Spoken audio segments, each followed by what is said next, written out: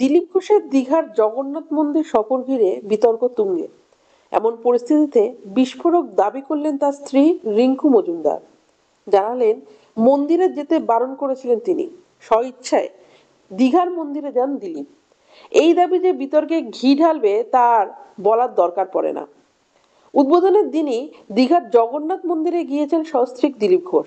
সাক্ষাৎ করেছেন মুখ্যমন্ত্রী মমতা বন্দ্যোপাধ্যায়ের সঙ্গে, গল্পও করেছেন তারা। এ নিয়ে রাজ্য জুড়ে বিতর্ক তৈরি হয়েছে।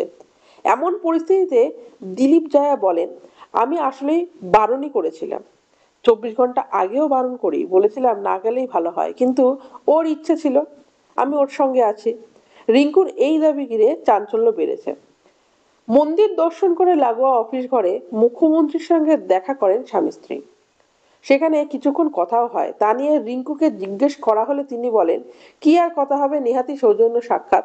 কারোর সঙ্গে কথা বললে কি আদর্শ পাল্টে যায়? কখনো না, তাও আবার আমাদের মতো মানুষের। তিনি আরো বলেন, কোনোদিনই পাল্টাবে না, এলাকাতেও বিরোধীদের সঙ্গে সৌজন্যের খাতিরে কথা বলি আমরা। বৃহস্পতিবার সস্ত্রীক কোলাঘাটে যান দিলীপ ঘোষ। এই এলাকায় চা চক্রে যোগ দেওয়ার কথা ছিল। পাশাপাশি এলাকার এক দলীয় কর্মীর বাড়িতে মাধ্যাহ্ন ভোজে আমন্ত্রিত ছিলেন নবদম্পতি। তারা সেখানে পৌঁছাতেই পরিস্থিতি উত্তপ্ত হয়ে ওঠে। বিজেপির তমলুক সাংগঠনিক জেলার কর্মীদের একাংশ গাড়ি আটকে Dilip Ghosh go back slogan দিতে শুরু করে। তার জন্য পাতা সবুজ কার্পেট পা দিয়ে তুলে দেন, ক্ষোভ উগরে দিতে থাকেন। গাড়ি থামিয়ে রিঙ্কু ও দিলীপ ঘোষ কর্মীদের মুখোমুখি হন।